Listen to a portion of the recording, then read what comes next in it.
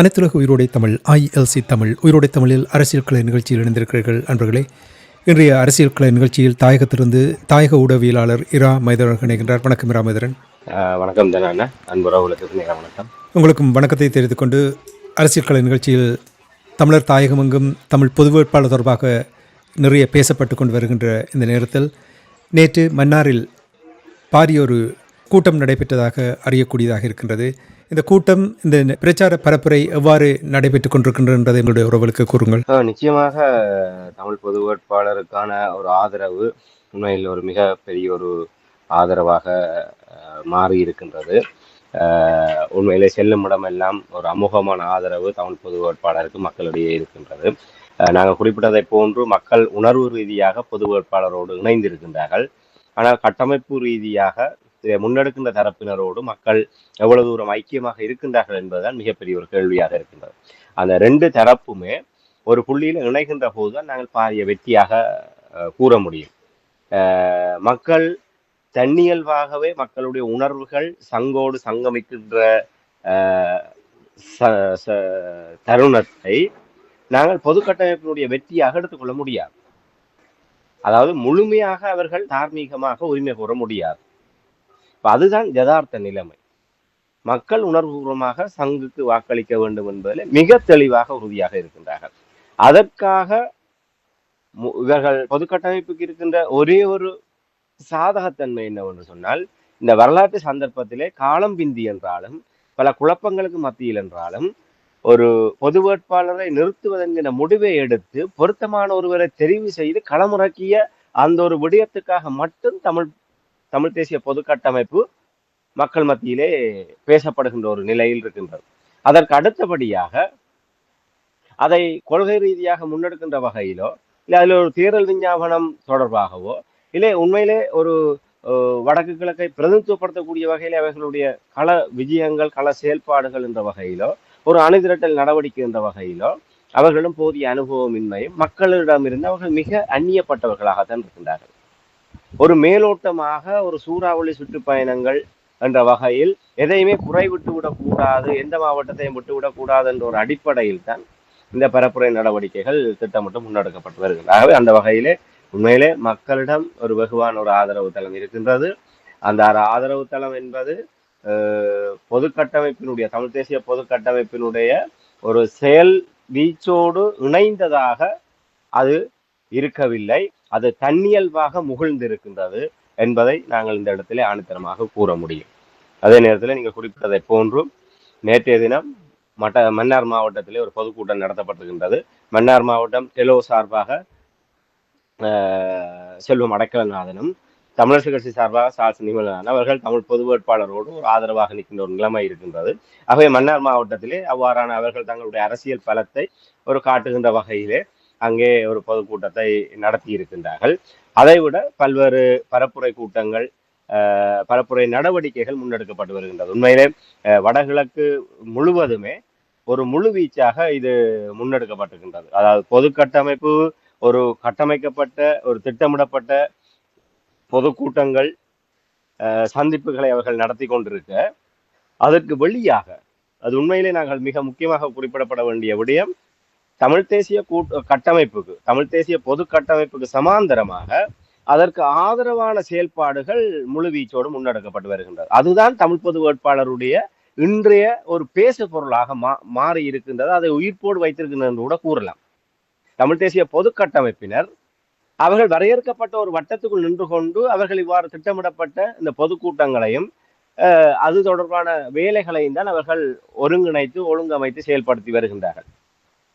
இதற்கு களத்திலும் புலத்திலுமாக ஆதரவாக இந்த பொது கட்டமைப்புக்குள் உள்வாங்கப்படாதவர்களும் கணிசமான பங்களிப்பை செய்து கொண்டிருக்கின்றார். அதிலே தாயக செயலணியை நாங்கள் மிக முக்கியமாக கூற முடியும். அது தாயக செயலணியை உள்வாங்குவது தொடர்பாக பொது கட்டமைப்புக்குள் மிகப்பெரிய ஒரு விமர்சனங்களும் பாரிய ஒரு முரண்பாடுகளும் இருப்பதை அறியக்கூடியதாக இருக்கின்றது.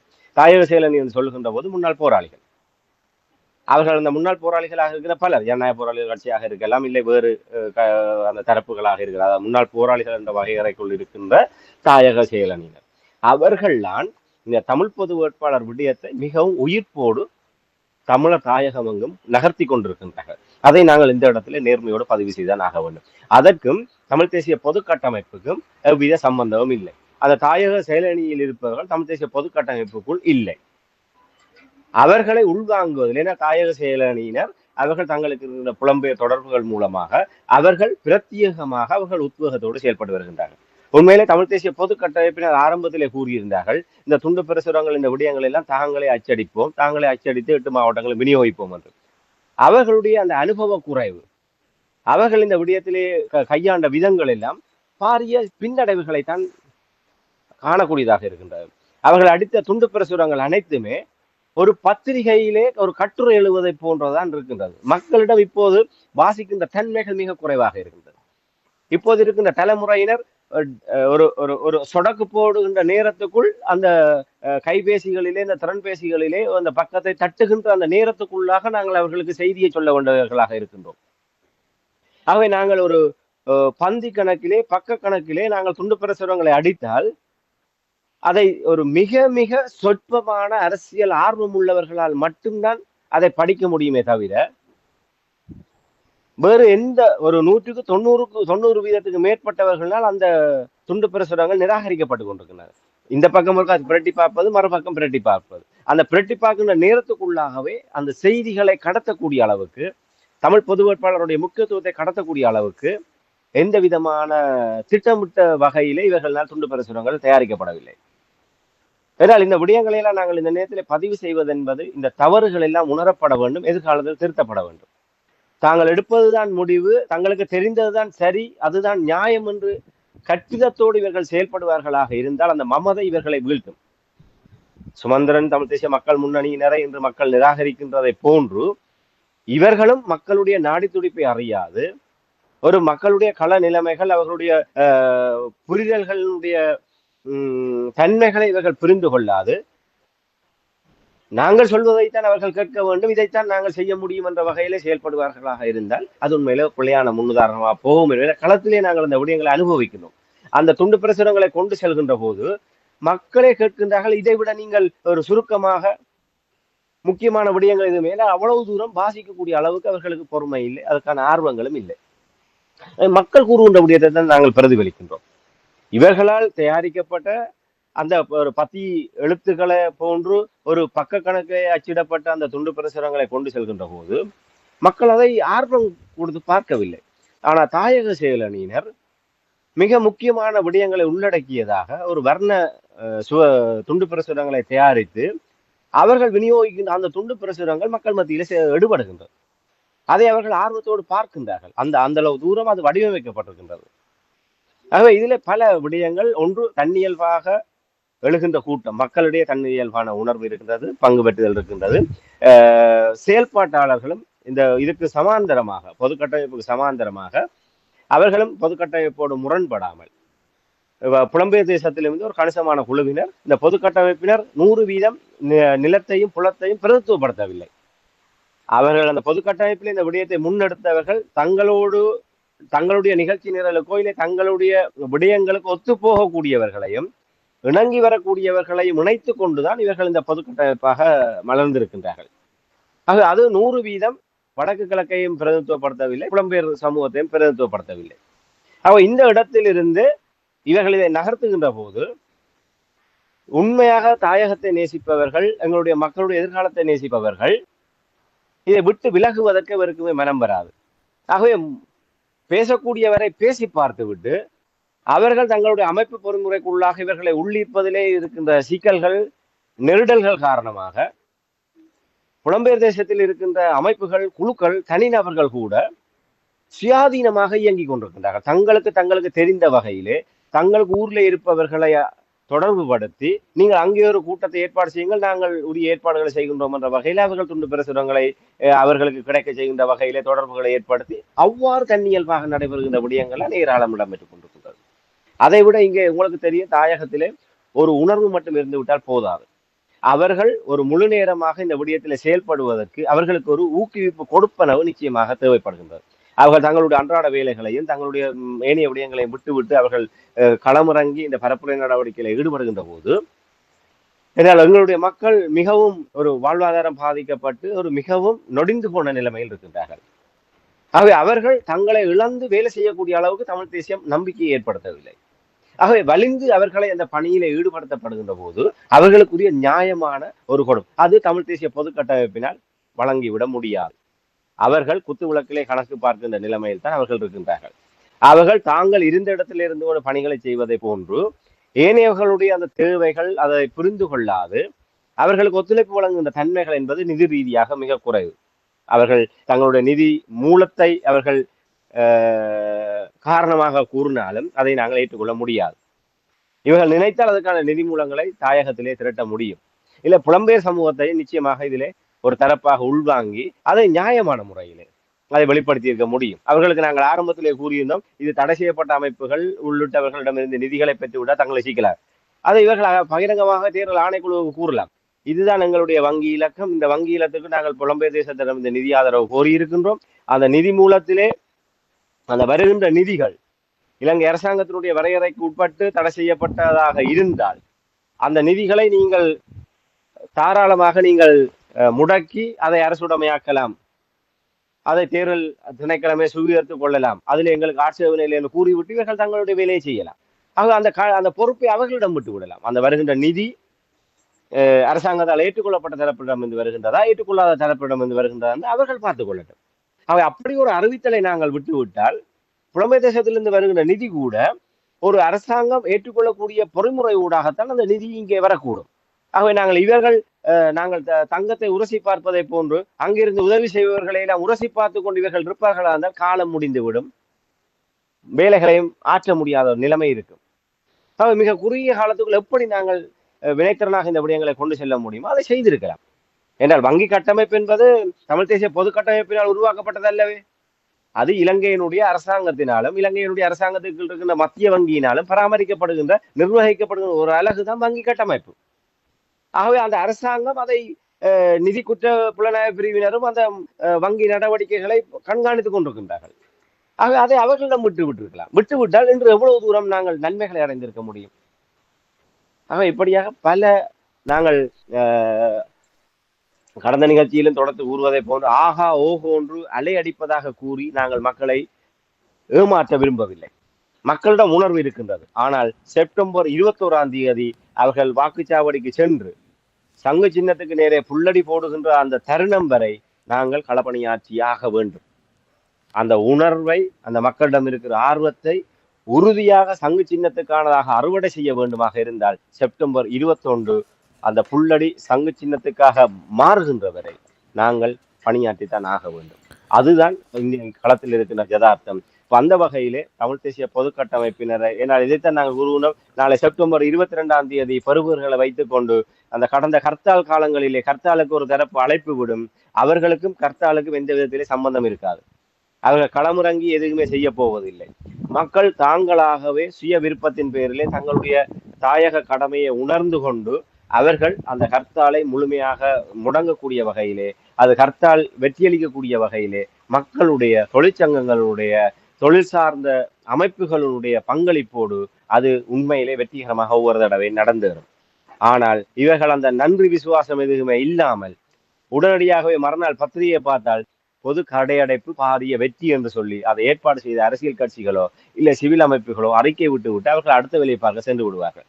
அந்த ஹர்த்தாலை யார் வெற்றி பெற வைத்தார்கள், அதுக்கு யார் உழைத்தார்கள், தங்களுடைய ஒரு நாள் உழைப்பையும் ஒரு நாள் வருமானத்தையும் இழந்து தமிழ் தேசத்துக்காகவும் தமிழ் இனத்துக்காகவும் அந்த கடையடைப்பை வெற்றி பெற வைத்தவர்களை அவர்கள் நன்றியுடன் நினைவு கூறுவதில்லை. அவர்கள் ஏதோ தங்களுடைய அழைப்பை ஏற்று ஒரு எஜமானர் கணக்கில் என்றோடு தாங்கள் சொன்னால் எல்லாம் நடந்துவிடும், தாங்கள் சொன்னால் மக்கள் கேட்டு விடுவார்கள். ஆகவே நாங்கள் எடுத்த முடிவு நிறைவேறி இருக்கின்றது, ஆகவே அது பாரிய வெற்றி என்றதாக கடந்து விடுவார்கள். ஆக அதே போன்ற ஒரு நிலைமை இந்த பொது வேட்பாளர் விடயத்தில் நிச்சயமாக ஒரு கௌரவமான ஒரு வாக்கை தமிழ் பொது வேட்பாளர் சுவீகரிக்க போகின்றார் என்பது எந்தவித மாற்று கருத்துக்கு இடமில்லை.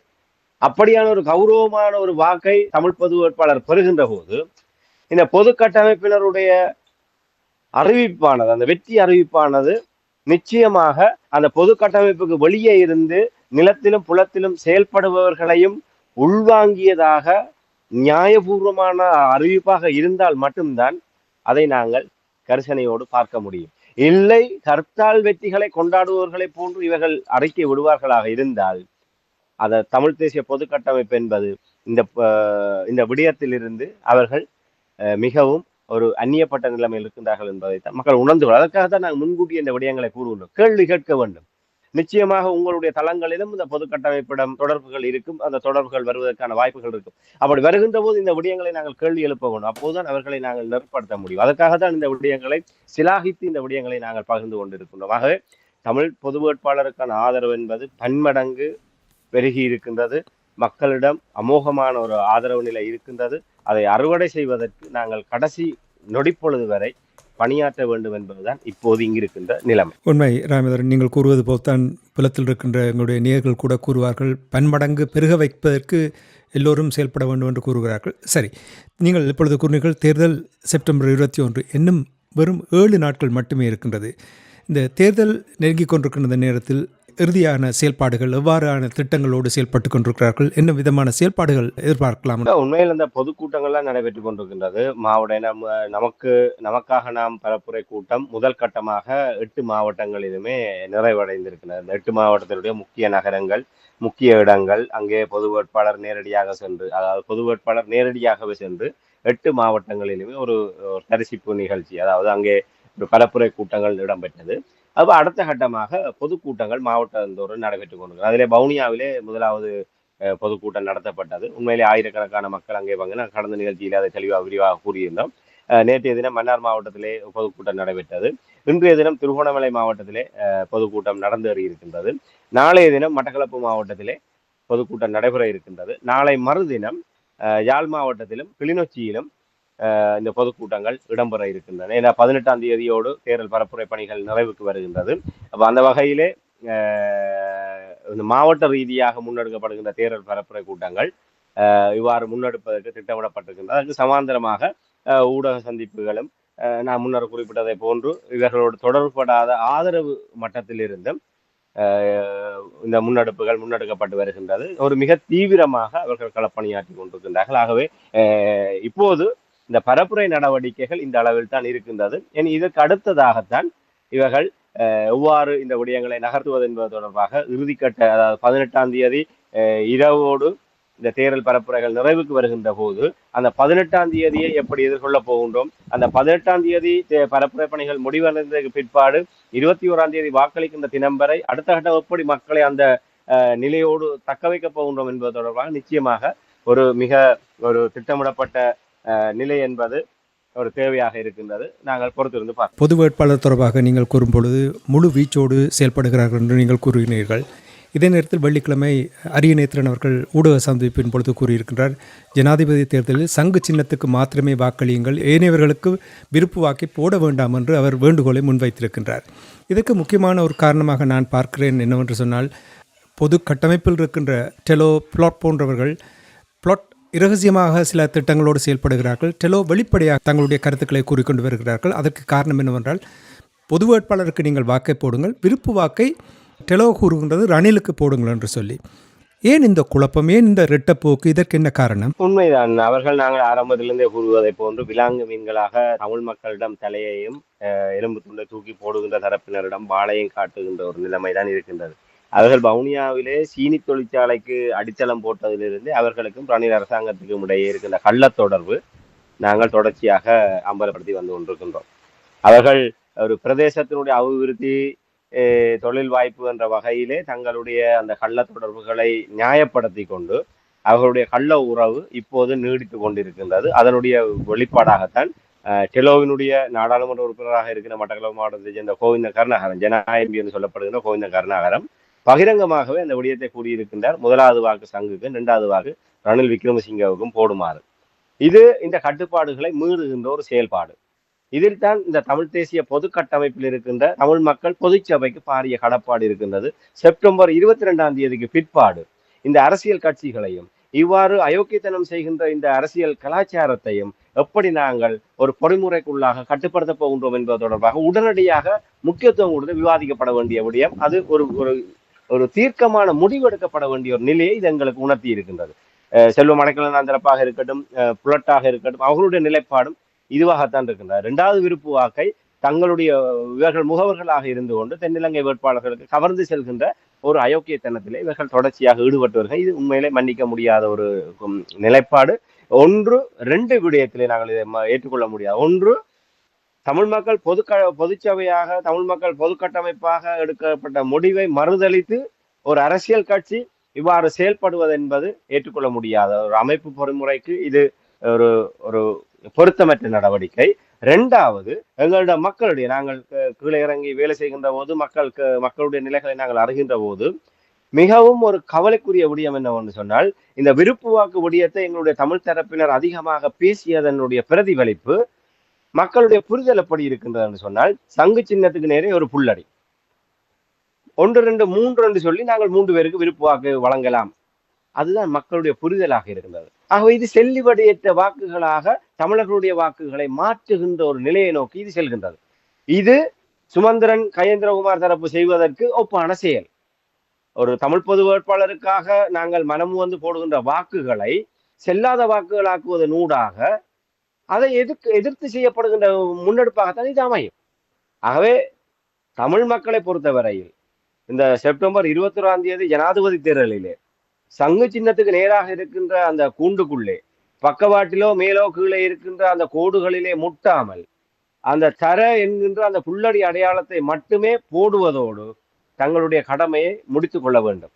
இதை கடந்து நாங்கள் வேறு குழப்பங்களுக்கு செல்வோமாக இருந்தால் எங்களுடைய அருமையான அந்த வாக்கு செல்லுபடியற்ற வாக்காக வீணாகி போய்விடும். ஆக டெலோ செய்கின்ற வேலை, புலர்த்தரப்பு செய்கின்ற வேலை நிச்சயமாக தமிழ் மக்களுடைய ஒரு பெருமதியான கூட்டு உணர்வை, அந்த தேசமாக அவர்கள் எவ்வளவு சவால்களுக்கு மத்தியில் 15 ஆண்டு கால ஏமாற்றங்களை கடந்து, இந்த துரோகங்களை கடந்து, நம்பிக்கை துரோகங்களை கடந்து அவர்கள் உணர்வோடு அளிக்கின்ற வாக்குகள் ஒரு வாக்குத்தன்னும் இப்படியாக வீணடிக்கப்படுமாக இருந்தால் அது மிக பாரிய ஒரு தமிழின துரோக நடவடிக்கையாகத்தான் என்னால் பார்க்க முடியும். ஆகவே இந்த டெலோ புலர்த்தரப்பு செய்கின்ற வேலை தங்களுடைய எலும்பு துண்டு போடுபவர்களுக்கு விசுவாசமாக இருப்பதாக கூறிக்கொண்டு தமிழ் பொது வேட்பாளருடைய கனதியையும் முக்கியத்துவத்தையும் குறைக்கின்ற வேலையில் தான் அவர்கள் ஈடுபட்டு வருகிறார்கள். இன்று அவர்களுடைய ஏற்பாட்டை நேற்று மன்னாரில் ஒரு பொதுக்கூட்டம் நடைபெற்றாலும் அந்த பொதுக்கூட்டத்தால் கூட இந்த பயனும் இல்லை. இவர்கள் எல்லாம் இரட்டை வேடம் போடுபவர்களாக இருக்கின்றனர். ஆரம்பத்தில் கூறியதை போன்று சுமந்திரனுக்கு தில் இருக்கின்றது, கயேந்திரகுமார் தரப்புக்கு தில் இருக்கின்றது. அவர்கள் தமிழ் மக்களுடைய கூட்டு தீர்மானத்துக்கு எதிராக செயல்படுகின்றார்கள். எதிராக தாங்கள் செயல்படுவதாக கூறிக்கொண்டு தங்களுடைய நிலையை நியாயப்படுத்தி கொண்டு செயல்படுகின்ற அந்த துணிவு அவர்களிடம் இருக்கின்றது. அது பிள்ளையான அணுகுமுறை. ஆனால் அதை துணிந்து செய்கின்றார்கள். எப்படி டக்ளஸ் தேவானந்தா, கருணா, பிள்ளையான் போன்றவர்கள் தமிழ் மக்களுக்கு விரோதமாக செயல்படுகின்றார்களோ அந்த வரிசையிலே இப்போது கயேந்திரகுமார் தரப்பும் சுமந்திரன் தரப்பும் சேர்ந்து விட்டார்கள். ஆகவே அவர்கள் அப்படித்தான் என்பது ஏலவே எங்களால் அனுமானிக்கக்கூடியதாகவும் பார்க்கக்கூடியதாகவும் இருக்கின்றது. இது எங்களுடைய தரப்பில் இருந்து கொண்டு எதிரிக்கு சேவகம் செய்கின்ற வேலையை செய்கின்ற டெலோ புலட் போன்ற தரப்பினரை அவர்களை போன்று இவர்கள் முதுகெலும் பெற்றவர்கள் என்றால் நாங்கள் சொல்ல முடியும். அதாவது துரோகம் செய்வதற்கு கூட முதுகெலும் பெற்றவர்கள். ஏனால் அவர்கள் விமர்சனங்களை தாங்கிக் கொள்ள பயந்து கொண்டு, அதாவது நேரடியாகவே சுமந்திரனை போன்று அவர் சைத்துக்கு ஆதரிப்பதை போன்று இவர்கள் இல்லை ரணில் தான் வல்லவர், அவர்தான் வல்லவர் என்று சொல்லி அவருக்கு வாக்களியுங்கள் என்று கேட்கின்ற தைரியம் இவர்களிடம் இல்லை. ஏனென்று சொன்னால் சுமந்திரனுடைய நிகழ்ச்சி நிரல் வேறு. அவர் நாளை ஐக்கிய தேசிய கட்சியினுடைய தேசிய பட்டியலினூடாக கூட நாடாளுமன்றம் வந்து அவர் தன்னுடைய அரசியலை தொடரக்கூடிய நிலைமை இருக்கின்றார். ஆனால் டெலோவுக்கும் புலட்டுக்கும் வீடே கதியண்டு இதுக்கே கிடந்தவர்கள், சொந்த வாக்கு வங்கியற்று நாதியற்று கிடந்தவர்கள், வீட்டு சின்னத்துக்குள் இருந்தால் மட்டும்தான் தங்களுடைய பாராளுமன்ற உறுப்புரிமையை தக்க வைத்துக் கொண்டு அதன் மூலமாக தாங்கள் சம்பாதித்த கோடான கோடி சொத்துக்களையும் பாதுகாக்க முடியும் என்று இருந்தவர்கள் தான் அவர்கள். இப்போதும் அவர்களுக்கு என்ன பிரச்சனை இருக்குன்னா, அடுத்த பாராளுமன்ற தேர்தலிலே போட்டியிட்டு தங்களுடைய பாராளுமன்ற உறுப்பினர் பதவியை தக்க வைக்க வேண்டிய நெருக்கடி அவர்களுக்கு இருக்கின்றது. அந்த நெருக்கடியின் நிமித்தமாக துரோகம் செய்வதற்கு பயப்படுகின்றார்கள். ஏனால் அவர்கள் அப்படியான ஒரு முடிவை எடுப்பார்களாக இருந்தால் நிச்சயமாக மக்களால் நிராகரிக்கப்பட அடுத்து வருகின்ற தேர்தலில் இப்போதே மக்களுடைய நாங்கள் செல்கின்ற போது மக்கள் ஒரு பட்டியலை சொல்கின்றார்கள். சுமந்திரன், மாவை சேனாதிராஜா, சாணக்கியன், கஜேந்திரகுமார் தரப்பினர் என அவர்கள் ஒரு பட்டியல் எடுக்கிறார். இவர்களில் எவர் அடுத்த பாராளுமன்ற தேர்தலில் போட்டியிட்டாலும் அவர்கள் தோற்கடிக்கப்படுவது நிச்சயம் என்கின்ற ஒரு நிலை. அதாவது தமிழ் மக்களுடைய கூட்டு தீர்மானத்துக்கு எதிராக யார் யார் செயல்படுகின்றார்களோ அவர்கள் அத்தனை பேரும் அடுத்த எந்த வகை தேர்தல் வந்தாலும் தோற்கடிக்கப்படுவது நிச்சயம் என்பது நாங்கள் மக்களை சந்திக்கின்ற போது அவர்கள் கூறுகின்ற தகவலாக இருக்கின்றது. ஆகவே அவர்களால் அது உணரப்படுகின்றது. அந்த மக்களுடைய கூட்டு தீர்மானத்துக்கு அஞ்சித்தான் பொது வேட்பாளர் கூடாரத்துக்குள் இருந்து கொண்டு தங்களுடைய இந்த அயோக்கியத்தனத்தை செய்ய முற்படுகின்றார். இதை நாங்கள் ஒருபோதும் மன்னிக்கவே முடியாது. மக்கள் மிக தெளிவாக இருக்க வேண்டும். உங்களிடம் 2வது விருப்பு வாக்கு கேட்டு இந்த தமிழ் தேசிய பரப்பில் எவர் வந்தாலும் அவரையும் நாங்கள் சுமந்திரன், கஜேந்திரகுமார் தரப்பு, டக்ளஸ், அங்கியன், கருணா, பிள்ளையான் வரிசையிலே அவர்களையும் வைக்க வேண்டும் என்பதுதான் இப்போது எங்களால் வழங்கக்கூடிய ஒரு தீர்ப்பாக இருக்கு. டெலோ பிளாட் மட்டுமில்லை, தமிழ் தேசிய மக்கள் முன்னணி இராமதுரன் இதுவரை காலமும் தமிழ் தேசிய மக்கள் முன்னணி தொடர்பாக விமர்சனங்களை முன்வைக்கும் பொழுது நான் ஓரளவுக்கு தட்டி கழித்து கொண்டு வந்தேன். இவர்கள் கூறுவது தங்களுக்கு ஏதோ ஒரு பிரச்சனைகள் இருப்பதனால் தான் அப்படி கூறுகிறார்கள் என்று. ஆனால் இப்பொழுது நடக்கின்ற இந்த தமிழ் பொது வேட்பாளரினூடாக இவர்கள் யார் என்பதை இப்போ வெளிப்படுத்தி விட்டார்கள். குறிப்பாக பாருங்கள், நேற்று கூட அரியநேத்திரன் அவர்கள் கூறியிருக்கின்றார், எவ்வளவு அழுத்தம் வந்தாலும் நாம் எடுத்த முடிவிலிருந்து மாறப்போவதில்லை என்று அரியநேத்திரன் அடித்து கூறியிருக்கின்றார். அதற்கு காரணம் என்னவென்று சொன்னால், தமிழ் தேசிய மக்கள் முன்னணி ஒரு பொய் பிரச்சாரத்தை, அவருக்கு எதிரான ஒரு பிரச்சாரத்தை செய்து கொண்டு வருகின்றது. இது எவ்வாறு அங்கே பார்க்கப்படுகின்றது? அவர்கள் புறக்கணிங்கள் சொல்லுகிறார்கள். இந்த லாஜிக்கை கூட இவர்களால் புரியவில்லை என்றால் இவர்கள் அரசியலில் இருப்பதற்கு தகுதி இல்லை என்பதை கூறுகின்றேன். இப்போ பாருங்கள், இப்படி கூறுவது என்ன விதமான தாக்கத்தை அங்கே ஏற்படுத்தி இருக்கிறது? உண்மையிலே நாங்கள் ஏற்கனவே கூறியிருந்தோம், தமிழ் தேசிய மக்கள் முன்னணியுடைய புறக்கணிப்பு கோரிக்கை என்பது தமிழ் மக்களால் கிஞ்சித்தும் கருத்தெடுத்து பார்க்கப்பட முடியாத ஒரு விடயமாக மாறியிருக்கின்றது. தமிழ் மக்கள் தேசமாக ஒரு கூட்டு தீர்மானத்தை எடுத்து தமிழ் பொது வேட்பாளருக்கு பின்னால் அணிதிரண்டு கொண்டிருப்பதை அவர்களினால் ஜீரணித்துக் கொள்ள முடியவில்லை. அது அவர்களிடையும் ஒரு அச்சத்தை ஏற்படுத்தி இருக்கின்றது. மக்களுடைய கூட்டு தீர்மானத்துக்கு எதிராக நாங்கள் நிற்கின்றோமே, அடுத்து வருகின்ற தேர்தலிலே அதற்கான அறுவடைகளை இவர்கள் பெற்றுக்கொள்ள வேண்டும், பலாபலனை அறுவடை செய்ய வேண்டும் என்கின்ற பயம் அவர்களுக்கு குடிகொண்டு விட்டது. ஆனால் விழுந்தாலும் மீசையில் மண்ணொட்டி கொள்ளாததை போன்று பாசாங்குத்தனம் செய்வதற்காக தான் சஜித்திடம் ஒரு டீலுக்கு போனார்கள். சமஸ்டி தொடர்பாக, அதாவது பொதுவாக அறிவிக்கவில்லை, பொதுவாக அறிவித்திருந்தால் நாங்கள் நிச்சயமாக வரவேற்றிருக்க முடியும். அவர்கள் சஜித்துக்கு மட்டுமே அழைப்பு விட்டார்கள். நீங்கள் தேர்தல் விஞ்ஞாபனத்திலே சமஸ்டி தொடர்பாக அறிவித்தால் நாங்கள் புறக்கணிப்பு தீர்மானத்தை கைவிட தயாராக இருக்கிறோம். நாங்கள் அப்போதே உறவுகளுக்கு நினைவு இருக்கும், நாங்கள் அந்த விடயத்தை கூறினோம். இவர்கள் விழுந்தாலும் மீசையில் மண்ணொட்டவில்லை என்பதாக தாங்கள் தப்பித்துக் கொள்வதற்காக அவர்கள் இப்போது ஒரு நாடகத்தை ஆடுகின்றார்கள். ஒருவேளை சஜித் என்ற தமிழரசு கட்சி கூறிவிட்டதல்லவா, சமஸ்டியை ஆதரிப்பவர்களுக்கு தங்களுடைய ஆதரவு என்று தமிழரசு கட்சி அறிவித்தது. ஆகவே தமிழரசு கட்சி ஏற்கனவே சஜித்தோடு போட்ட டீல் காரணமாகத்தான் அவர்கள் அந்த முடிவை அறிவித்து விட்டார்கள் என்பது எல்லோருமே உணரக்கூடியது. ஆகவே தமிழரசு கட்சி சஜித்தோடு இணைந்து ஏதோ ஒரு வகையிலே சமஸ்டி தொடர்பான விடயங்களை தேர்தல் விஞ்ஞாபனத்திலே உள்ளடக்கமாக இருந்தால் அதுக்குள்ளே தாங்கள் தப்பித்து விடலாம். சுமந்திரன் சஜித் டீலை வைத்துக் கொண்டு தமிழரசுக்கு எதிராக ஒரு பரப்புரைகளை மேற்கொள்வதோடு தாங்கள் இந்த புறக்கணிப்பு தீர்மானத்திலிருந்து தப்பித்து விடலாம் என்கின்ற ஒரு நிலைமையை இவர்கள் ஏற்படுத்தி இருந்தார்கள். ஆனால் சஜித்தும் காலை வாரி விட்டார்கள் இவரை. ஆகவே இப்போது இவர்களுக்கு வேறு வழி இல்லை. இப்போது தாங்கள் எடுத்த நிலைப்பாட்டை தொடர வேண்டிய நிலைமைக்கு இவர்கள் தள்ளப்பட்டிருக்கின்றார்கள். உண்மையில் அண்மையிலே ஒரு கருத்து கணிப்பு, இந்த சமூக வலைத்தளங்களினூடாக மேற்கொள்ளப்படுகின்ற ஒரு கருத்து கணிப்பு தரவை பார்க்கக்கூடியதாக இருந்தது. அதிலே கிட்டத்தட்ட 2800 பேர் அதிலே வாக்களித்திருக்கின்றார்கள். அதிலே கேட்கப்பட்ட கேள்வி தமிழ் தேசிய மக்கள் முன்னணி சார்பாக தான் கேட்கப்பட்டிருந்தது. பொது வேட்பாளரை தமிழ் தேசிய மக்கள் முன்னணி இதுவரை ஆதரிக்கவில்லை, இதை எப்படி பார்க்கின்றீர்கள் என்ற வகையிலே 2800 பேர் அதிலே தங்களுடைய வாக்கை செலுத்தி இருந்தார்கள். அதிலே 69% தமிழ் தேசிய மக்கள் முன்னணி பொது வேட்பாளரை ஆதரிக்க வேண்டும் என்று வாக்களித்திருந்தார்கள். 19% மட்டும்தான் அவர்கள் ஆதரிக்க தேவையில்லை என்று வாக்களித்திருந்தார்கள். ஆகவே அவர்கள் வாக்களிக்க தேவையில்லை என்று ஒரு 20% என்று வைத்துக் கொண்டால் மிகுதி 80%, 2800 பேரிலே 80% தமிழ் தேசிய மக்கள் முன்னணி பொது வேட்பாளரை ஆதரிக்க வேண்டும் என்ற ஒரு கருத்தை கூறியிருக்கின்றார்கள். இதுதான் மக்களுடைய நிலைமை. ஆனால் இவர்கள் என்றால் அவர்கள் தாங்கள் மீளவும் தங்களுடைய தீர்மானத்தை மாற்றிக்கொண்டால் அது தங்களுக்கு கௌரவ பிரச்சனையாக கருதி கொண்டு இப்போது முறுக்கி கொண்டு தெரிகின்றார்கள். இதிலே ஒரு துயரம் என்னவென்று சொன்னால், முதலிலே ஒட்டுமொத்தமாகவே நாங்கள் தேர்தலை புறக்கணிக்க வேண்டும் என்று சொன்னார்கள். சரி, அதில் கூட ஒரு நியாயம், ஒரு சரி சிங்களத்தினுடைய தேர்தலை நாங்கள் புறக்கணிப்போம். சரி, பொது வேட்பாளர் ஒருவரை நிறுத்துவதென்று முடிவெடுத்ததற்கு பிற்பாடு கூட அதை பரிசீலித்து அதிலே இருக்கின்ற சில நியாயங்களை இல்லை அதிலே சேர்க்கப்பட வேண்டிய விடயங்களை சேர்த்து இந்த விடயங்களை சேர்த்தால் நாங்கள் பொது வேட்பாளருக்கு ஆதரவை வழங்குகின்ற சஜித்துக்காக நீங்கள் ஒரு தெரிவை கொடுக்கின்றீர்கள் அல்லவா? ஒரு சிங்கள வேட்பாளருக்கு நீங்கள் ஒரு சந்தர்ப்பத்தை கொடுத்த தமிழ் தேசிய மக்கள் முன்னணி ஏன் தமிழ் பொது வேட்பாளருக்கு ஒரு சந்தர்ப்பத்தை கொடுக்கவில்லை? தமிழ் பொது வேட்பாளரை நிறுத்தி பல வாரங்களுக்கு பின்னர் தான் தேர்தல் விஞ்ஞாபனம் கொண்டு வரப்பட்டது. ஆகவே நீங்கள் நேர்மையாகவும் தமிழ் மக்களுக்கான அரசியலை செய்பவர்களாக இருந்திருந்தால் தமிழ் தேசிய பொது கட்டமைப்புக்கு நீங்கள் ஒரு செய்தியை சொல்லியிருக்கணும். தென்னிலங்கையில இருக்கின்ற எங்களுடைய இன்று வடக்கு கிழக்கிலே 1000 விகாரைகளை அமைப்பதற்கு அடிக்கோலிட்ட சஜித்தோடு உங்களால் டீல் போட முடிகின்றது என்று சொன்னால் ஏன் தமிழ் தேசிய பொது கட்டமைப்போடு உங்களால் உடன்பாட்டுக்கு வர முடியாது? நீங்கள் அங்கே இருங்கள், இங்கே வர வேண்டிய அவசியம் இல்லை. உங்களுடைய தேர்தல் விஞ்ஞாபனத்திலே இந்த விடயங்களை உள்ளடக்கினால் அதை ஏற்றுக்கொள்கின்றார்களோ ஏற்றுக்கொள்ளவில்லையோ அது வேறு பிரச்சனை.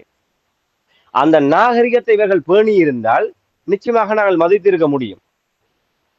சஜித்தோடு டீல் போட முடிகின்றது, இல்லை ரகசியமாக மற்ற கூடாரங்களோடு டீல் போட முடிகின்றது என்று சொன்னால் ஏன் நீங்கள் நேரடியாக பொது வேட்பாளருக்கு நீங்கள் தேர்தல் விஞ்ஞாபனத்தில் இந்த விடயத்தை உள்ளடக்கினால் நாங்கள் புறக்கணிப்பை பரிசீலித்து விட்டு நாங்கள் ஆதரிக்க தயாராக இருக்கின்றோம் என்ற ஒரு அறிவிப்பை இவர்கள் விடுத்திருக்க முடியுமா இல்லையா? அதை செய்யாது இப்போது ஒரு அயோக்கியத்தனமான நடவடிக்கையை செய்கின்றார்கள். அரியநேந்திரன் அவர்கள் சிங்களத்தினுடைய கைக்கூலியாக சிங்களத்திற்கு விலை போய்விட்டார். அவர் இங்கே வாக்குகளை பிரிப்பதனூடாக ஒரு தரப்பை வெற்றி பெற வைப்பதற்காக அவர் செயல்பட்டு கொண்டிருக்கின்றார் என்ற ஒரு ஒரு ஒரு அடிப்படை ஒரு ஒரு நியாயமே அற்ற ஒரு கருத்தை இப்போ தமிழ் தேசிய மக்கள் முன்னணி, அவர்களுக்கு வேறு வழி இல்லை. ஏதோ ஒன்றை கண்டுபிடித்து, உங்களுக்கு இதுல ஞாபகம் இருக்கும், நீதியரசர் சி வி விக்னேஸ்வரன் அவர்களை 2018ஆம் ஆண்டு இந்த கூட்டணிக்குள் கொண்டு வருகிறது. அதாவது ஒரு புதிய கூட்டணி ஒன்றினூடாக உள்ளூராட்சி மன்ற தேர்தலை எதிர்கொள்வதற்கு இவர்கள் ஒரு பேச்சுவார்த்தைகளில் ஈடுபட்டார்கள். அப்போது ஒவ்வொரு காரணங்களை கூறுகின்ற போது முதலிலே இவர்கள் வெளிப்படையாக கூறினார்கள். நிதியரசர் சி வி விக்னேஸ்வரன் அவர்கள் தங்களுக்கு 2வது நிலைமை, அதாவது அவருக்கு பின்னர் இந்த கட்சியினுடைய இந்த கூட்டு தலைமையினுடைய எதிர்காலம் என்ன என்கின்ற ஒரு அச்சம் இருக்கின்றது. சுரேஷ் பிரேமச்சந்திரன் இந்திய தரப்பு ஆதரவாளராக இருக்கின்றார். ஆகவே நீதியரசருக்கு ஒன்று நடந்தால் இயற்கையாக அவருக்கு ஒரு நிலைமை வருகின்ற போது தன்னியல்பாக இந்தியாவினுடைய அழுத்தத்தின் பிரகாரம் சுரேஷ் பிரேமச்சந்திரனுக்கு தலைமை பதவி சென்று விடும். இவர்கள் இப்படி வெளிப்படையாகவே தலைமை பதவிக்காக இவர்கள் பேரம் பேசிய போது நீதியரசர் அதை கூட பெருந்தன்மையோடு தாராளமாக நான் எழுத்து மூலமாகத்தானே தருகின்றேன், எனக்கு பின்னர் கஜேந்திரகுமார் பொன்னம்பலம் தான் இந்த கூட்டுக்கான தலைமையை ஏற்றுக்கொள்வார் என்ற விடயத்தை நான் எழுத்துப்பூர்வமாக எழுத்தருகின்றேன் சொன்னதுக்கு பிற்பாடு அதுக்கு பின்னர் வேறு ஒரு காரணத்தை கண்டுபிடித்தார்கள். ஆக இவர்களுடைய வேலை இப்படித்தான், ஒன்றை சொல்வது, அதற்குரிய பதில் வந்தால் அதை எதிர்கொள்ள முடியாதவர்களாக வேறு ஒரு காரணங்களை கண்டுபிடிப்பது. இது அவர்கள் அரசியலுடைய நேர்மை இல்லாத தன்மையினுடைய வெளிப்பாடு. அப்படித்தான் இந்த பொது வேட்பாளர் விடயத்தில் இவர்கள் எப்போதுமே அந்த சொல்வார்கள், ஒரு ஊர்ல எல்லோருமே அம்மனமாக இருந்தால் ஒருவர் கோமணத்தோடு இருந்தால் அவர் கோமாளியாக பார்க்கப்படுவார். அப்படித்தான் இவர்கள் அரசியல் கோமாளிகளாகத்தான் இவர்கள் தங்கள் எப்போதுமே தமிழ் மக்கள் ஒரு திசையிலே செல்கின்ற போது இவர்கள் அதுக்கு மறு திசையிலே சென்று கொண்டு பூனை கண்ணை மூடி விட்டால் உலகம் இருண்டு விட்டது என்று கூறுவதை போன்று இவர்கள் ஏதோ நிலப்பாடில் இருக்கின்றார்கள். ஆகவே இந்த விடயத்திலே தமிழ் தேசிய மக்கள் முன்னணியுடைய புறக்கணிப்பு கோஷம் என்பது உண்மையிலே அரியநேந்திரன் அவர்கள், உண்மையிலே நீதியரசர் சி வி விக்னேஸ்வரன் அவர்கள் நேற்றைய தினம் ஒரு பருத்தித்துறையில் நடந்த ஒரு கூட்டத்தில் இந்த விடயத்தை மிக வருத்தத்தோடு பதிவு செய்திருந்தார். அரியநேந்திரன் அவர்கள் தன்னுடைய சொந்த கட்சியை எதிர்த்தே ஒரு தமிழ் மக்களுடைய கூட்டு நிலைப்பாட்டுக்காக தன்னை ஒரு பொது வேட்பாளராக ஈடுபடுத்தி இருக்கின்றார். அப்படிப்பட்ட அரியநேந்திரனை சிங்கள தரப்போடு சேர்ந்து விட்டார். அவர்களுடைய ஒரு ஏற்பாட்டிலே வேட்பாளராக போட்டியிடுகின்ற அந்த வகையிலே இவர்கள் கூறுவது ஒரு அரசியலிலே இவர்கள் தங்களை தரந்தாழ்த்தி கொள்கின்ற தமிழ் மக்களுடைய நிலையிலே தங்களை தாங்களே தரந்தாழ்த்தி கொள்கின்ற செயல்பாடு என்ற வகையிலே நீதியரசர் சி வி விக்னேஸ்வரன் அவர்கள் சுட்டிக்காட்டினார். அது உண்மைதான். தமிழ் மக்களுடைய நிலை நின்றோடு இவர்கள் தாங்கள் மேலும் மேலும் அந்த இடைவெளியை அதிகப்படுத்திக் கொண்டிருக்கின்றார்கள். ஆகவே இது நாங்கள் களத்திலே செல்கின்ற இடங்களில் எல்லாம் ஒருவர் கூட இந்த புறக்கணிப்பு விடயங்கள் தொடர்பாக கேள்வி எழுப்புவதில்லை. அவர்கள் எல்லோருமே பொது வேட்பாளருடைய அவசியத்தை உணர்ந்திருக்கின்றார்கள். மக்கள் மத்தியிலே இந்த புறக்கணிப்பு கோஷம் என்பது எடுபடவில்லை. அரசியல் ரீதியாக தங்கள் இருப்பை தக்க வைப்பதற்காகவும் தாங்கள் எடுத்துக்கொண்ட முடிவை பின்வாங்காது ஒரு கௌரவமாக விழுந்தாலும் மீசையில் மண்டவில்லை என்பதாக முன்கொண்டு செல்ல வேண்டும் என்கின்ற ஒரு நிலைப்பாட்டிற்காகத்தான் அவர்கள் இந்த விடயத்தை முன்னெடுக்கின்றார்களே தவிர அவர்கள் தொடர்ந்து முன்னெடுத்து வருகின்றார்கள் என்றால் மக்கள் ஆதரவு இல்லாமல் அவர்கள் முன்னெடுக்கின்றார்கள் என்ற ஒரு பார்வையை நாங்கள் இந்த இடத்துல முன்வைக்க தேவையில்லை. அவர்கள் இதற்காகத்தான் தங்களுடைய சுயலாப அரசியல், தங்களுடைய என்னால் அவர்கள் இப்படியான அடையாள அரசியலினூடாகத்தான் தங்களை இருப்பை தக்க வைத்துக் கொண்டிருக்கின்றார்கள். இல்லை என்று சொன்னால் இவர்கள் காணாமல் போய் விடுவார்கள். ஒவ்வொரு பௌர்ணமி, ஒருவேளை பௌர்ணமி வருவதற்கு ஒரு மாதம் மறந்து விட்டால் இவர்களுக்கு பெரிய தலையடி வந்துவிடும். ஏன்னா தையிட்டியிலே போய் அங்கே கொடி பிடித்துக் கொண்டு ஒரு 5 பேர் போய் போராடலாது. ஆகவே சந்திர பகவான் பௌர்ணமி ஒருவேளை ஒரு மாதத்திலே அந்த பௌர்ணமி வரவில்லை என்று சொன்னால் இவர்களுடைய அரசியல் என்பது அஸ்தமனமாகிவிடும். ஆக அதே போன்றுதான் இவர்கள் ஒரு அடையாள ரீதியாக இதிலே தங்களுடைய இருப்பை தக்க வைக்க வேண்டும் என்பதற்காக போராடி கொண்டிருக்கின்றார்கள். ஆனால் இவர்களுக்கும் தமிழ் தேசிய மக்கள் முன்னணியுடைய நிலைப்பாட்டுக்கும் மக்களுக்கும் எந்த விதத்திலுமே ஒரு தொடர்பற்ற ஒரு நிலைமைதான் இருக்கிறது. மக்களுடைய மனமறிந்தோ குணமறிந்தோ இவர்கள் இப்படியான முடிவுகளை எடுக்கவில்லை என்பதைத்தான் நாங்கள் இந்த இடத்துல பதிவு செய்ய முடியும். நன்றி ராமேந்திரன். டீல் மன்னன் இருக்கிறார் இல்லையா, தமிழரசு கட்சியினுடைய கோமாளி என்று இப்பொழுது அவருக்கு அந்த பெயரை தான் வைத்திருக்கிறார்கள் என்றால் அவர்களுக்கு இடையிலேயே சண்டை நடைபெற்றுக் கொண்டிருக்கின்றது. அவர்கள் எடுத்த முடிவில் மாற்றம் இல்லை என்று இப்போ நீங்கள் கடந்த வாரம் நான் உங்களோடு உரையாடும் பொழுது நீங்கள் கூறினீர்கள் 14ஆம் தேதி கூட்டம் நடைபெற இருப்பதாக அறிவிக்கப்பட்டிருந்தது. இவர்கள் என்ன செய்கிறார்கள் என்று அவர்களையே புரிந்து கொள்கிறார்களா, என்ன நிலைமை? உண்மைதான், அவர்கள் முன்னர் அறிவித்திருந்தார்கள். பின்னர் ஏற்கனவே இந்த சுத்துமாத்து பேர் வழியாக இருக்கின்ற சுமந்திரன் அவருடைய ஒரு கைப்புள்ளியாக இருக்கின்ற செயலாளர் சத்தியலிங்கத்தை வைத்துக் கொண்டுதான் அவர் இத்தனை சில்மிசங்களையும் செய்து கொண்டிருக்கின்றார். இப்போது அதே சத்தியலிங்கத்தை வைத்துக்கொண்டு ஒரு அறிக்கை விடப்பட்டிருக்கின்றது. சஜித் பிரேமதாசாவை ஆதரிப்பதாக தமிழரசு கட்சி எடுத்த முடிவில் எந்த மாற்றமும் இல்லை, அது ஒரு உறுதியான தீர்மானம், ஆகவே நாங்கள் மீளவும் இது கூட வேண்டிய ஒரு அவசியம் இல்லை என்ற ஒரு விடயத்தை சத்தியலிங்கம் ஊடாக அவர் வெளிப்படுத்திவிட்டு அவர் அங்கே ஒரு சில அயோக்கியத்தனங்களை அரங்கேற்றி இருக்கின்றார். நான் ஸ்ரீதரனுடன் கதைத்தேன், தமிழரசு கட்சியினுடைய தீர்மானத்தை ஏற்றுக்கொள்வதாக ஸ்ரீதரன் என்னிடம் தெரிவித்தார் என்பதாக சுமந்திரன் ஒரு கருத்தை பதிவு செய்திருக்கின்றார். உடனடியாக நேற்றைய தினம் ஸ்ரீதரன் அவர்கள் மறுத்திருக்கின்றார், அது சுத்த பொய் என்று. தமிழரசு கட்சி சயித் பிரேமதாசாவை ஆதரிப்பதாக எடுத்த தீர்மானத்தை தான் ஏற்றுக்கொண்டதாக சுமந்திரன் கூறுகின்ற விடயம் பச்சை பொய் என்றும் இதற்கும் தனக்கும் எந்த தொடர்பும் இல்லை என்பதாக அவர் கூறியிருந்தார். உண்மையிலே ஸ்ரீதரன் அவர்கள் மாவை சேனாதராயா ஒரு மிகப்பெரிய ஒரு குத்துக்கரணம் அடிக்கின்ற மன்னனாக இருக்கின்றார். ஆனால் ஸ்ரீதரன் அவர்கள் மிக நேர்மையாகவும் உண்மையாகவும் வெளிப்படையாகவும், அதற்கு பின்னர் பல காரணங்கள் இருக்கின்றது. நாங்கள் ஏற்கனவே விரிவாக கூறினோம், தமிழரசு கட்சியை பாதுகாக்க வேண்டும், அந்த தமிழ் தேசிய சக்திகள், அதாவது தமிழ் தேசியம் ஒரு திரட்சி பெற்று வருகின்ற போது அந்த தமிழ் தேசியத்திடம் இருந்து தமிழரசு கட்சி விலகிவிடக் கூடாது, அந்நியப்பட்டு விடக்கூடாது என்கின்ற நோக்கத்தில், ஏன்னால் அவர்களுடைய இருப்பு, அரசியல் இருப்பு என்பது அதுதான். ஆகவே அவர் நாளை தமிழரசு கட்சியை விட்டு தமிழரசு கட்சி ஒட்டுமொத்தமாகவே கரைந்து போய் தமிழ் மக்களால் நிராகரிக்கப்படுகின்ற நிலைமை வருமாக இருந்தால் அவரும் அதிலே சேர்ந்து மூழ்க வேண்டியதுதான். ஆகவே அவருக்கு தன்னுடைய அரசியல் இருப்பை தக்க வைப்பதற்கு அவர் அந்த முடிவுகளை எடுக்க வேண்டியவர்களாக, ஆகவே அவருக்கு காரணங்கள் அதுவாக இருந்தாலும் நேர்மையாக இருக்கின்றார். இதுக்குள்ள இருந்து கொண்டு, பொது கட்டமைப்புகளை இருந்து கொண்டு டெலோ புலட் போன்றவர்கள் 2வது விருப்பு வாக்குக்கு அடிமானம் போடுகின்ற செயல்பாடு போன்று அல்லாமல் அவர் நேர்மையாக கட்சி எதிர்த்தாலும் அவர் இந்த விடயத்திலே உறுதியாக நிற்கின்றார். நாளை மறுதினம் கிளிநொச்சி மாவட்டத்திலே மிகப்பெரிய ஒரு கூட்டத்தை நடத்துவதற்கு ஸ்ரீதரன் அவர்கள் அணியமாகி கொண்டிருக்கின்றார். தமிழ் பொது வேட்பாளருக்காக வடக்கு கிழக்கிலே கூட்டப்பட்ட மிக பாரிய ஒரு கூட்டமாக கிளிநொச்சி பசுமை பூங்காவிலே நாளை மறுதினம் 3 மணி அளவிலே நடைபெறுகின்ற கூட்டம் ஸ்ரீதரன் அவர்களுடைய ஏற்பாட்டில் தான் ஒழுங்கு செய்யப்பட்டு கொண்டிருக்கின்றது. ஆக ஒரு மிகப்பெரிய மிக பாரிய ஒரு கூட்டத்தை அந்த கிளிநொச்சி மாவட்டத்திலே கூட்டி தன்னுடைய செல்வாக்கை நிரூபிப்பதற்காக ஸ்ரீதரன் அவர்கள் ஏற்பாடு செய்திருக்காங்க. இதுல சுமந்திரனுடைய சில சில்மிசங்கள் கூட தகவல்கள் வெளிவந்திருக்கின்றது.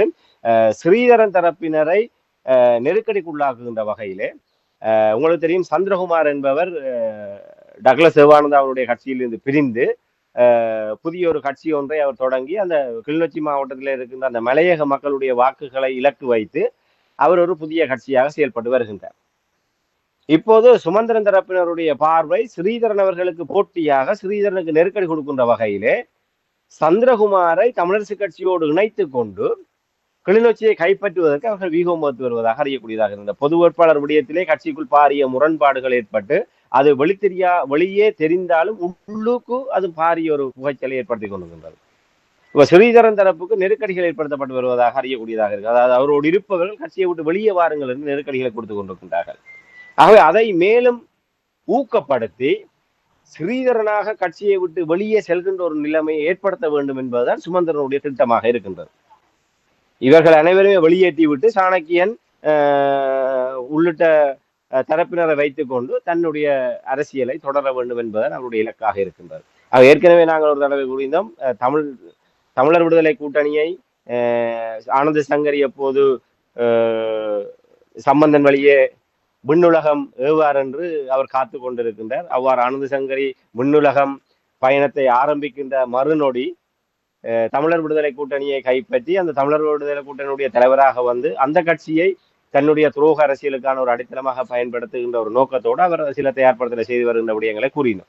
இப்போது இந்த தமிழ் பொது வேட்பாளருடைய கட்சிக்குள் பெரிய பூகம்பத்தை ஏற்படுத்திய நிலைமையில இவர்களை வெளியே தள்ளிவிட்டு தமிழரசு கட்சியையே தன்னுடைய கை கட்டுப்பாட்டுக்கு கொண்டு வருவதற்கு முயற்சி எடுத்து வருகின்றார். ஆனால் அதற்கு இடம் கொடுக்காத வகையில் தான் ஸ்ரீதரன் செயல்பட்டு கொண்டிருக்கிறார். இப்போது ஸ்ரீதரன் ஒருவேளை நெருக்கடிகள் மிகுதியால் ஒரு போட்டி தமிழரசு கட்சியாக செயல்பட்டாலோ இல்லை அதிலிருந்து வெளியேறினாலோ கிளிநொச்சி மாவட்டம் என்பது தமிழரசு கட்சிக்கு இல்லாமல் போய்விடும். ஆகவே அதை அந்த இழப்பை ஈடு செய்வதற்கு தான் சந்திரகுமாரை வளைத்து போட்டு, ஏன்னா சந்திரகுமாரும் சயித் பிரேமதாசாவுக்கு ஆதரவாகத்தான் இந்த தேர்தலில் செயல்பட்டு வருகிறார், இவர்களும் சயித்தோடு நின்று செயல்பட்டு வருகின்றார்கள். இப்ப அந்த அடிப்படையிலே ஏதோ ஒரு வகையிலே சந்திரகுமாரும் தனியே ஒரு பாராளுமன்ற உறுப்பினராக செல்ல முடிகின்றதை தவிர அதுக்கு மேலதிகமாக அவர்கள் தங்களை வளர்த்துக் கொள்ள முடியவில்லை. அது ஸ்ரீதரனோடு சவாலுக்கு உட்படுத்தி தொடர்ந்து தங்களுடைய இருப்பை தக்க வைப்பதற்கு பெரிய போராட்டத்தை செய்ய வேண்டியதாக இருக்கின்றது. ஆகவே சுமந்திரன் தரப்போடு சேர்ந்து விட்டால் ஒருவேளை அப்படியான கனவுகளை நிறைவேற்றி விடலாம் என்ற வகையில் கூட அவர்களுக்கு அந்த நோக்கம் இருக்கலாம். அது நடைபெறுகின்றதோ இல்லையோ அப்படியான முனைப்புகள் மேற்கொள்ளப்பட்டு வருவதாக சுமந்திரன் தரப்பிடம் இருந்து மேற்கொள்ளப்பட்டு வருவதாக தகவல்கள் வெளிவந்திருக்கின்றது. ஆகவே இந்த விடயங்களை எல்லாம் பார்க்கின்ற போது ஒரு தமிழ் மக்கள் ஒரு தேசமாக ஒரு திரட்சியாக ஒரு தங்களை ஒரு விலையாக்கி அவர்கள் தங்களை உண்மையிலே அவர்கள் இதற்கு அர்ப்பணித்திருக்கின்றார்கள். அர்ப்பணித்து தான் இந்த தமிழ் பொது வேட்பாளர் என்ற ஒரு கருத்தியலுக்கு பின்னால் ஒரு கோட்பாட்டுக்கு பின்னால் தமிழர்கள் தங்கள் அணிதிரண்டு கொண்டிருக்கின்றார்கள். அப்படி இருக்கின்ற போது இவர்களுடைய அரசியல் பயணத்தை பார்க்க தமிழ் தேசிய மக்கள் முன்னணி ஒரு திசையிலும் சுமந்திரன் தரப்பின ஒரு திசையிலுமாக தமிழ் மக்களை விட்டு பிழைத்து தமிழ் மக்களுக்கு எதிரான திசையில் தான் இவர்கள் பயணித்து. ஆகவே தமிழரசு கட்சியிலே இவர்களுடைய இந்த செயல்பாடுகள் என்பது உண்மையிலே அந்த கட்சியினரால் கூட ஒரு ஏற்றுக்கொள்ள முடியாத புரிந்து ஒரு அங்கீகரிக்கப்பட முடியாத நிலையை நோக்கி அவர்கள் சென்று கொண்டிருக்கின்றார்கள். ஆகவே எப்படி தமிழ் தேசிய மக்கள் முன்னணி தமிழ் மக்களிடமிருந்து நம்பகத்தன்மையை மெல்ல மெல்ல இழந்து கொண்டிருக்கின்றதோ அதே போன்று சுமந்திரன் தரப்பும் இந்த தமிழரசு கட்சிக்குள் ஏற்படுத்தப்படுகின்ற இந்த கட்சி ரீதியான முடக்கங்கள் இந்த செயல்பாடுகள் என்பது மேலும் அவர்களை இதிலிருந்து அந்நியப்படுத்தி கொண்டிருக்கிறார். ஆனால் அவர்களுக்கு இதை பற்றி கவலை இல்லை. ஏன்னா அவர்களுடைய இலக்கு என்பது தமிழர்களுடைய அரசியலை சிதைப்பது. 2012ஆம் ஆண்டு என்று நினைக்கின்றேன் 2010 தமிழ் தேசிய அரசியலுக்குள் பின்கத வழியாக கொண்டு வரப்பட்டவர் தமிழர்களுடைய ஒரு தொடர்ச்சியாக அந்த விடுதலை போராட்டத்துடைய தொடர்ச்சியாக அரசியல் வடிவமாக தமிழ் தேசிய கூட்டணி பார்க்கப்பட்டது. அதை சிதைத்தார்கள். அதற்கு பின்னர் தமிழரசு கட்சி பாரம்பரியமாக ஒரு சமஸ்தி கட்சியாக வேறு எந்த கட்சியையும் விட அது சமஸ்தி என்கின்ற கோரிக்கைக்காகவே தந்தை செல்வநாயகத்தால் உருவாக்கப்பட்ட கட்சி தான் தமிழரசு கட்சி.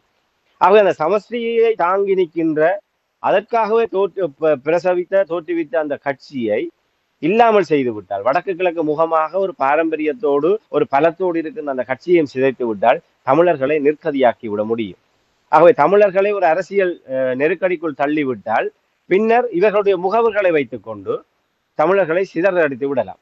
அப்படி சிதறடித்து விட்டால் தமிழர்கள் தேசமாக இதற்குமே அணிதிரளக்கூடிய ஒரு நிலைமையை இல்லாமல் செய்து விடலாம். ஏன்னா அரசியல் ஒன்றுதான், தமிழ் தேசிய அரசியல் ஒன்றுதான் இப்போது தமிழர்களை ஒரு குடைக்கு கீழ் ஒரு இலையிலே வழிநடத்தக்கூடிய வகையிலே இருக்கின்றது. ஆக அதை சிதைக்க வேண்டுமாக இருந்தால் தமிழ் தேசிய கூட்டமைப்பை இல்லாமல் செய்தார்கள். இப்போது தமிழரசு கட்சியை இல்லாமல் செய்து விட்டால் ஏனைய ஒவ்வொரு கட்சிகளும் ஒவ்வொரு மாவட்டத்திலும் ஒவ்வொரு பிரதேசத்திலும் செல்வாக்குள்ள கட்சிகளாகத்தான் இருக்கின்றது. ஆகவே தமிழரசு கட்சியையும் காலாவதியாக்கி விட்டால் தமிழர்களுக்கான அரசியல் என்பது ஒரு வடக்கு கிழக்கு தழுவிய ஒரு முகமாகவோ ஒரு வடிவமாகவோ இல்லாமல் சிதறண்டு போய் ஒரு பிரதேச கட்சிகளாக பிரதேச அளவிலான ஒரு செல்வாக்கு மிக்க ஒரு நிலையைத்தான் அந்த நிலை தோற்றுவிக்கும். ஆகவே சிந்தித்து பாருங்கள், நாங்கள் 30 ஆண்டுகள் போராடுவோம். இலங்கை சுதந்திரம் பெற்று கிட்டத்தட்ட ஒரு 70 ஆண்டுகளுக்கு கிட்டத்தட்ட 65 ஆண்டுகளாக ஒரு தமிழ் மக்கள் ஒரு அரசியல் ரீதியாகவும் ஆயுத ரீதியாகவும் போராடி தங்களுடைய இருப்பை தக்க வைத்தார்கள். ஆனால் 15 ஆண்டுகளில் மிக விரைவாகவே நாங்கள் ஒரு அரசியல் ஒரு அந்திம காலத்துக்குள் நாங்கள் திட்டமிட்டு திணிக்கப்பட்டிருக்கின்றோம் என்று சொன்னால் உண்மையாக தமிழ் மக்களுக்கு நேர்மையாக இருப்பவர்களை விட துரோகத்தனமாக செயல்படுபவர்களுடைய எண்ணிக்கை தான் அதிகரித்துக் கொண்டிருக்கிறது. அதன் காரணமாக இந்த அரசியல் எங்களுக்கானதாக இல்லாமல் போய் இந்த வறுமையில் தான் தமிழ் பொது வேட்பாளருடைய முக்கியத்துவம் என்பது உணரப்பட்டிருக்கின்றது. ஆகவே நாங்கள் தமிழ் பொது வேட்பாளர் என்கின்ற அந்த ஒரு குடைக்கு கீழ் தமிழர்கள் ஒன்றிணைந்து தமிழர்களுடைய வாக்கை சங்கு சின்னத்துக்கு அளிப்பதன் ஊடாகத்தான் நாங்கள் இந்த அவலத்தில் இருந்து இந்த ஆபத்தில் இருந்து தமிழ் மக்கள் மீண்டெல்ல முடியும். ஆகவே இது எங்களுக்கான போராட்டம். இது நாங்கள் தமிழ் மக்களை நோக்கி விடுகின்ற அறைகூவல்.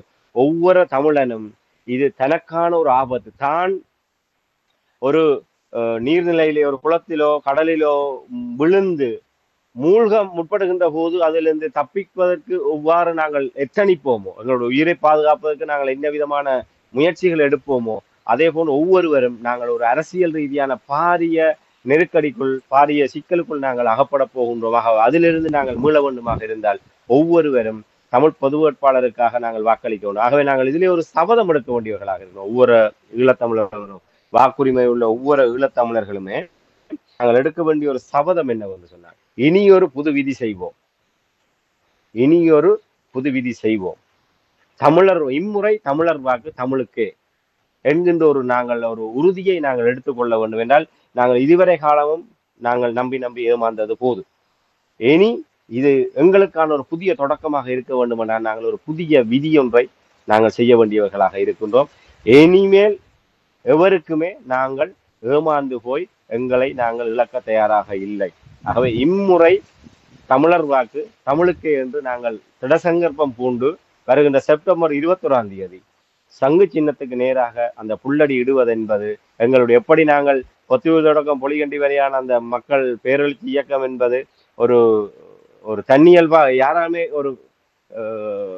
ஒரு கணிக்க முடியாத அளவுக்கு தமிழ் மக்களுடைய உணர்வு பிரவாகமாக இருந்ததை போன்று இந்த செப்டம்பர் 21 வடக்கு கிழக்கு தமிழ் மக்கள் அதை தாண்டிய மக்களுடைய பங்கு பெற்றுதலோடு நாங்கள் பாரிய எழுச்சியான ஒரு முடிவை செப்டம்பர் 22 உலகத்துக்கு சொல்ல வேண்டும். அதற்கு நாங்கள் ஒவ்வொருவரும் திடசர்வ பூண வேண்டும் என்பதை இந்த இடத்துல நாங்கள் கேட்டுக்கொள்கிறோம். மிகவும் சுருக்கமாக ராமேந்திரன், தமிழ் பொது வேட்பாளர் தொடர்பாக உணரப்படுகின்ற என்ற விடயங்களை நீங்கள் கூறிக்கொண்டிருக்கின்ற பொழுது இதனுடைய முக்கியத்துவத்தையும் ஏன் நாங்கள் இந்த பொது வேட்பாளருக்கு வாக்களிக்க வேண்டும் என்று கூட நேற்று யாழ்ப்பாணத்தில் நடந்த ஊடக சந்திப்பின் பொழுது முன்னாள் மாநகர சபை முதல்வர் சட்டத்தரணி மணிவண்ணன் அவர்கள் கூட கூறியிருக்கின்றார், தமிழ் மக்களின் விருப்பங்களையும் அவர்களுடைய அபிலாஷைகளை நிறைவேற்றுங்கள், தென்னிலங்கை வேட்பாளருக்கு வாக்களிக்காதீர்கள் என்று அவரும் அங்கே அடித்து கூறியிருக்கின்றார். இது தொடர்பாக நீங்கள் சுருக்கமாக.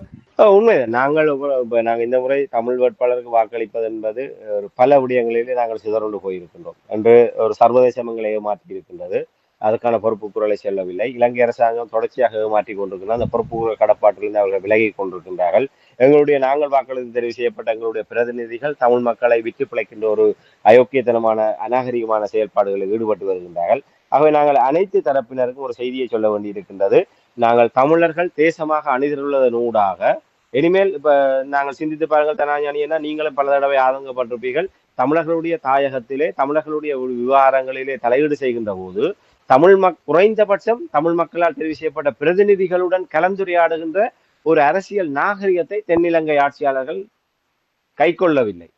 சில தினங்களுக்கு முன்னர் கூட ஜனாதிபதி ரணில் விக்ரமசிங்க ஒரு விடயத்தை கூறியிருந்தார், இந்தியாவிடம் வடக்கை விற்பதற்கு நாங்கள் தயாராக இருக்கின்றோம் என்று. அதாவது வடக்கை விற்பது என்று சொன்னால் வடக்கிலே இருக்கின்ற மின்சாரம், இந்த காற்றாலை மற்றும் வேறு விடயங்களை அபிவிருத்தி, அதாவது ஒரு பொருளாதார பங்காளராக இந்தியாவை உள்ளிருக்கின்ற வகையிலே வடக்கை விற்பதற்கு தாங்கள் தயாராக இருக்கிறோம். இது தொடர்பாக வடக்கு மக்களிடமோ வடக்கு மக்கள் சார்ந்திருக்கின்ற பிரதிநிதிகளிடமோ இவர்கள் கலந்துரையாடி இருக்கின்றார்களா, விளக்கங்களை வழங்கி இருக்கின்றார்களா?